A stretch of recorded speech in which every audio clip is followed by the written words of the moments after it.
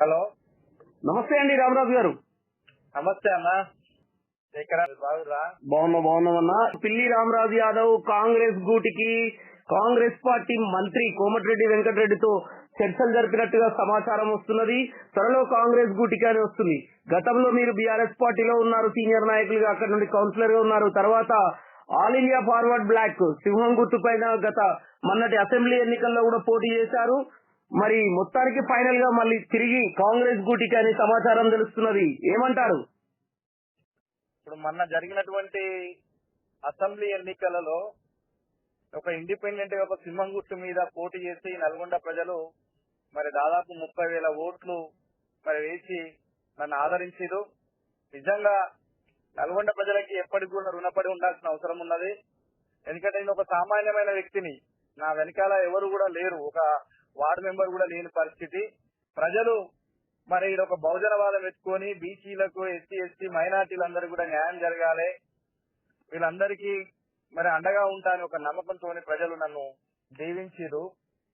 మరి అది మరి ఇప్పుడు ఈ ఎన్నికల్లో మనకు మరి గెలవలేని పరిస్థితి ఉన్న పరిస్థితిలో మరి ఆ రోజున్న బీఆర్ఎస్ పార్టీకి ఎన్నో మరి పార్టీ బలోపేతానికి చాలా కష్టపడ్డా. తర్వాత నేను ఒక టౌన్ ప్రెసిడెంట్ గా, కౌన్సిలర్ గా 2 పర్యాయాలు మరి ఇవంతా చేసినా కూడా అక్కడ ఆ నల్గొండ జిల్లా ఉమ్మడి జిల్లా మంత్రి జగదీశ్వర్ రెడ్డి గారు మరి కేసీఆర్ గారు ఏకపక్ష నిర్ణయంతో ఎవరిని మార్చకుండా కేవలం మరి వాళ్ళు సిట్టింగ్లకే సీట్లు అని చెప్పేసి ఈ రోజు జిల్లాలో మొత్తం బీఆర్ఎస్ పార్టీ కాలైన పరిస్థితి అందరూ కూడా తెలుసు.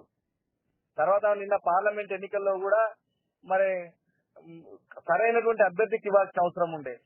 ఒక ఓడిపోయి ఒకే ఇంట్లోనే మరి ఇంకో వ్యక్తికి మరి ఈ రోజు మరి బీఆర్ఎస్ నుంచి ఎంపీ టికెట్ అవకాశం ఇచ్చారు. మరి ఈ పరిస్థితిలో మరి బీజేపీ నుంచి కూడా నాకు అవమానాలు వచ్చినాయి. నాకు మంచి అవకాశాలు కూడా ఇస్తున్నారు. ఎందుకంటే ఇక్కడ యువత మొత్తం కూడా మరి నా వెంట ఉన్నారు. రామరాజు గారు నిజంగానే మీరు ఫార్వర్డ్ బ్లాక్ పార్టీ నుంచి పోటీ చేసిన తర్వాత తిరిగి బీఆర్ఎస్ పార్టీకి వెళ్తున్నారని కొంత ప్రచారం జరిగింది, బీజేపీ పార్టీకి వెళ్తున్నారని ప్రచారం జరిగింది. కానీ బీఆర్ఎస్ పార్టీలో ఒక ప్రధాన నేత, ముఖ్య నాయకుడే స్వయంగా రామరాజు యాదవ్ ని బీఆర్ఎస్ పార్టీలోకి ఆహ్వానించారనేది నిజమా?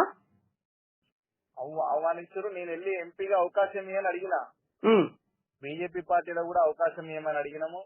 నా పేరు పరిశీలనలో కూడా ఉండే.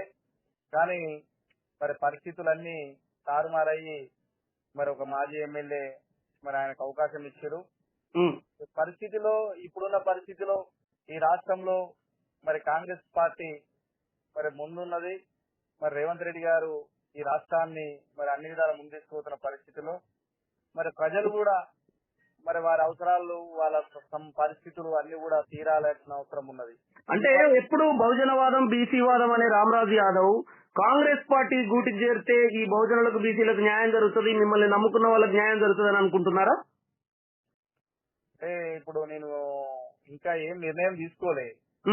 జరిగిన క్రమంలో ఒక అనివార్య పరిస్థితిలో మరి మంత్రి గారిని కలవడం జరిగింది. కలిసిన క్రమంలో పార్టీకి ఆహ్వానించినప్పుడు నేను నా కార్యకర్తలు త్వరలో మీటింగ్ పెట్టుకొని కార్యాచరణ నిర్ణయం చేసుకుందామని ఆలోచనలో ఉన్నాము. ఎందుకంటే అన్ని పార్టీలు ఇలా బీజేపీ రమ్మంటుంది. ఎందుకంటే వాళ్ళ ఇప్పుడు పార్లమెంట్ ఎన్నికలు ఉన్నాయి కాబట్టి కాంగ్రెస్ పార్టీ గానీ, అదే విధంగా బీఆర్ఎస్. అందుకనే రేపు గానీ ఎల్లుండి గానీ నేను కార్యకర్తలతో పెద్ద ఎత్తున ఈ నియోజకవర్గంలో సమావేశం ఏర్పాటు చేసుకుని నా కార్యకర్తల అభిప్రాయం మేరకే నా నిర్ణయం ఉంటుంది తప్ప. అంటే ఇప్పటికీ ఫైనల్ కాలేదంటారు కాంగ్రెస్ గూటికి వెళ్తున్నారనేది? వెంకటరెడ్డి గారికి ఎలాంటి మీరు మాట ఇవ్వడం గానీ అలాంటి చర్చల్లో ఏం రాలేదా? ఫైనల్ కాలేదా? ఇప్పుడు వెంకటరెడ్డి గారు ఆహ్వానించారు, ఒక ఉన్నత స్థాయి మరి గౌరవం ఇస్తా, మంచి అవకాశం కల్పిస్తామని చెప్పేసి కూడా అది రేవంత్ రెడ్డి గారి సమక్షంలో మరి కోమటిరెడ్డి గారి నాయకత్వంలో జాయినింగ్ పెడదాము, మీకు మంచి అవకాశం కల్పిస్తా అని చెప్పారు. మరి ఆ విషయము మరి అదే బీజేపీ పార్టీ కూడా మరి ఒక స్థాయి బీజేపీ స్టేట్ పొజిషన్ ఇస్తాము, నియోజకవర్గ బాధ్యతలు ఇస్తాము వాళ్ళు కూడా చెప్పారు. మరి ఈ క్రమంలో నేను కార్యకర్తలు ముందుంచాల్సిన అవసరం ఉన్నది. ఎందుకంటే 2 జాతీయ పార్టీలు ఉన్నాయి, ఒక ప్రాంతీయ పార్టీ వాళ్ళు మరి ముగ్గురు ఆహ్వానిస్తున్న క్రమంలో రేపు నా కార్యకర్తల అభిప్రాయం ఎక్కువ మెజార్టీ ఎవరు మరి ఎక్కడ వెళ్దామనంటారో వాళ్ళ నిర్ణయం మేరకు నా నిర్ణయం ఉంటుంది. ఒకటి రామరాజు గారు, మీరు అంటే ఆప్షన్ బీజేపీ, కాంగ్రెస్ పెట్టుకున్నారు ఇక్కడ. అంటే బీజేపీకి వెళ్ళాలా కాంగ్రెస్ కి వెళ్ళాలా అంటున్నారు. ఒక స్టాండ్ అంటూ మీరు ఏం తీసుకున్నారు ఇక్కడ? అంటే కాంగ్రెస్ కి వెళ్ళాలనుకుంటున్నారా, బీజేపీకి వెళ్ళాలనుకుంటున్నారా? మరి అదన్నా ఖచ్చితంగా రేపు కార్యకర్తల సమావేశంలో నిర్ణయం ప్రకటిస్తాం. ఆ సొంత ఫైనల్ గా మాత్రం నల్గొండలో మిమ్మల్ని అభిమానించే మీ కార్యకర్తలకు గానీ ఏం చెప్పాలనుకుంటున్నారు? వాళ్ళు కొంత అయోమయంలో, అంటే కాంగ్రెస్ పార్టీకి వెళ్తారా బీజేపీ పార్టీకి వెళ్తారా అనే డైలమాలో ఉన్నారు. నేను నా నల్గొండ నియోజకవర్గ ప్రజలే కాకుండా ఈ జిల్లా నలుమూల నుంచి నన్ను అభిమానించే వాళ్ళు చాలా మంది ఉన్నారు. వారందరికీ కూడా నేను మరి నిజంగా ఈ రోజు పిటి రామరాజు ఇంత గుర్తింపు రావడానికి మరి నా మీద చూపించినటువంటి అభిమానమే ఈ రోజు ఈ గుర్తింపు వచ్చింది. మరి 30,000 మంది నాకు ఓట్లు వేసిరు. ఈ రోజు బహుజనవాదము ఎక్కడ కూడా మరి తుంగలో దొక్కే పరిస్థితులు లేము. ఎందుకంటే పెద్ద పెద్ద నాయకులు కూడా మరి నేను ఆనాడు అవకాశం వచ్చినా కూడా నేను ఎవరికి లొంగకుండా పోరాటం చేసిన ఈ నల్గొండలో ఖచ్చితంగా అన్ని వర్గాల ప్రజలకి న్యాయం జరిగే విధంగా మరి ఏ పార్టీకి వెళ్ళినా కూడా మరి అన్ని వర్గాల ప్రజలకు న్యాయం జరిగే విధంగా నా పోరాటం ఉంటది. నా పోరాటం ఎక్కడ కూడా ఆగదు. దాంట్లో ఎందుకంటే ఇంకా కూడా పార్లమెంట్ తర్వాత ఎన్నికలు 5 సంవత్సరాలు ఉన్నది. మరి నిర్ణయం అనేది కార్యకర్తలు మరి అందరి కార్యకర్తలు ఉండి మరి మనం ఏ నిర్ణయం తీసుకున్నాం అనేది కార్యకర్తలు నిర్ణయిస్తే ఆ నిర్ణయం మేరకు మరి ముందు పోవడానికి సిద్ధంగా ఉన్నా. మీ మీద ఒక ఆరోపణ కూడా వస్తుందండి, రామరాజు యాదవ్ కొన్ని ప్యాకేజీలకు ఆ పార్టీలో ఈ పార్టీలో మారుతున్నారనేది ఒక ఆరోపణలు కూడా వస్తున్నాయి. నేను ప్యాకేజీలకు అమ్ముడు పోయే క్యారెక్టర్ కాదు. ఆ రోజు అనుకుంటే ఆ రోజే మరి ఎన్నికలప్పుడే జరగాలి. నా సొంత ఆస్తులు మొత్తం పోగొట్టుకొని కూడా ప్రజల కోసం నేను నిలబడాలి. నేను ఎత్తుకున్నటువంటి వాదము మరి పోరాటంలో నిజాయితీగా ముందుకెళ్లాలని ఆలోచన చేసిన తప్ప ఎవరికి లొంగేటోని కాదు, ఎవరికి భయపడే వ్యక్తి కూడా కాదు.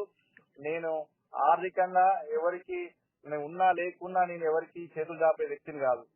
ఇలా బీఆర్ఎస్ పార్టీలో ఉన్న బీఆర్ఎస్ పార్టీ బలోపేతానికి కృషి చేసిన మరి నేను ఒక సంవత్సర కాలంలో ఖమ్మం సభ గాని అనేక మరి బీఆర్ఎస్ పార్టీ పిలుపు తీసుకున్నప్పుడు అనేక కార్యక్రమాలు చేసిన, ఎక్కడ కూడా వెనుకపోలేదు. ఎందుకంటే ఇప్పుడు నన్ను నమ్ముకున్న వాళ్ళని కాపాడుకోవాల్సిన బాధ్యత నా పైన ఉన్నది. అందువల్ల ప్రజలు, నా కార్యకర్తలు, అభిమానులు ఏం నిర్ణయిస్తే ఆ నిర్ణయానికి కట్టుబడి ముందుకెళ్లడానికి సిద్ధంగా ఉన్నా. రైట్ అన్న, రైట్.